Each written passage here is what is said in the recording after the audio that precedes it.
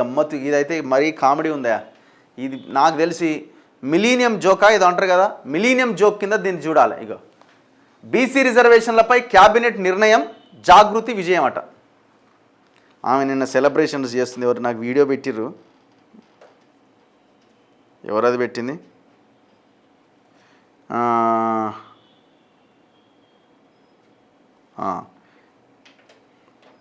చూపిస్తాను వీడియో. జై తెలంగాణ అనని వ్యక్తి సీఎం అయ్యారు, 5 గ్రామాలను తెలంగాణకి ఇవ్వాలంటూ ఏపీ సీఎంకు లేఖ రాసిందట. సరే ఇది పక్కన పెడితే,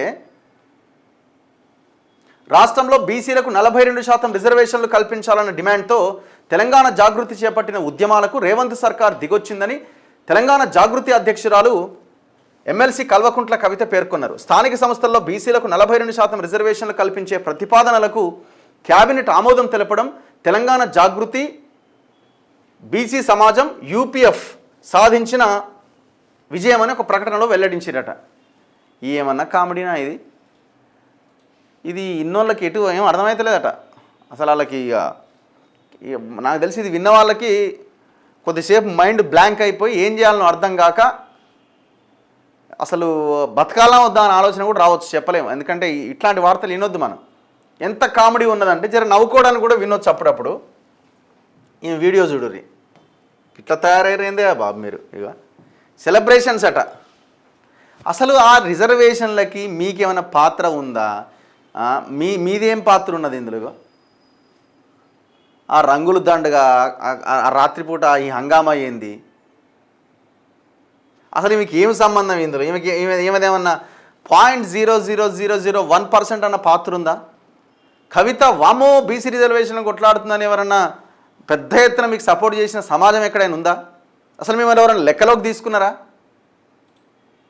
గింత కామెడీ ఉందండి బాబు. ఓ డప్పులు గిప్పులు ఓర్నండి మామూలుగా లేదు అసలు.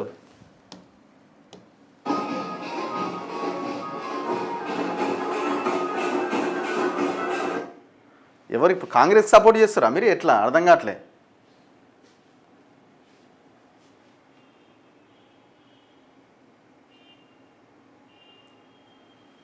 గులాబీ కలర్ ఉండాలిగా, మరి మీరు బీఆర్ఎస్ పార్టీ కదా, బ్లూ కలర్ తెచ్చుకున్నారు. ఎట్లా మీకు ఆ బ్లూ కలర్కి మీకెట్లా సెట్ అవుతుంది? కండువా అయ్యేది బీఆర్ఎస్ పార్టీ అంటారు కదా, బీఆర్ఎస్ పార్టీ కండువా అయ్యేది.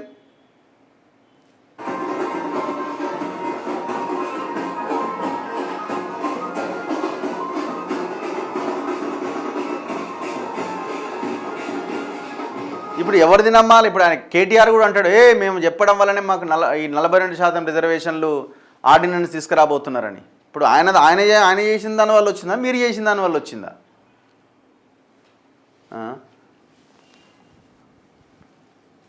ఏమంటారు జనం?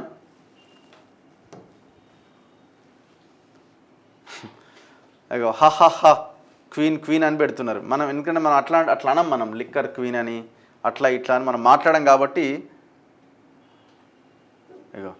అయ్యో ఎట్లా నవ్వుతున్నారు చూడండి జనం. కవితకు మతిపోయిందట. Only bluffing Raghu. నేనా ఆమెనా?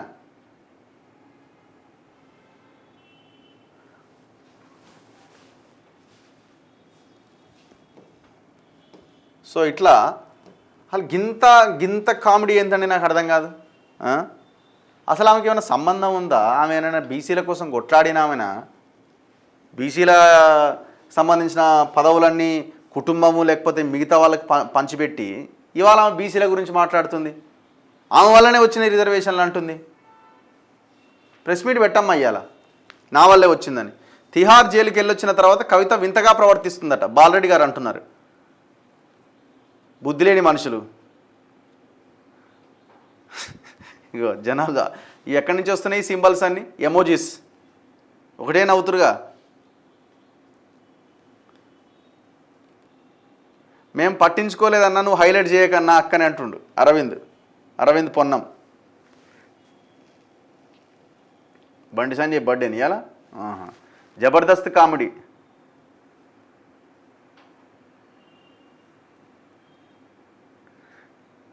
కవిత షోపుటప్ కోసం చేస్తుందట.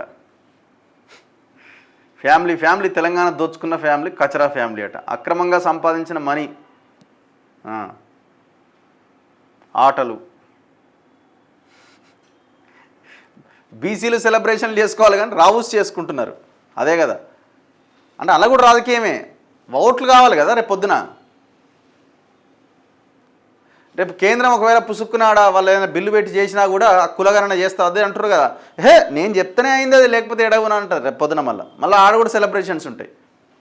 దేంతో నా వల్ల అర్థమవుతలేదట ఆయనకు, Ravinder గౌడ్కి.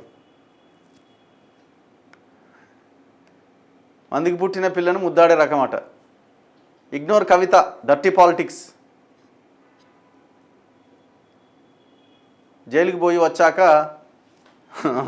చిప్పిపోయిందట. Don't highlight Kavitha. Kavitha BC అంటే దయ్యాలు వేదాలు వల్లించినట్లే ఉంటుంది. బీసీలు ఎవరు నమ్మకండి. నిజంగా చాలా కామెడీ ఉన్నది. అక్కకు అక్రమ సంపాదన రావట్లేదు, పిచ్చి లేచి ఇట్లా చేస్తుందట.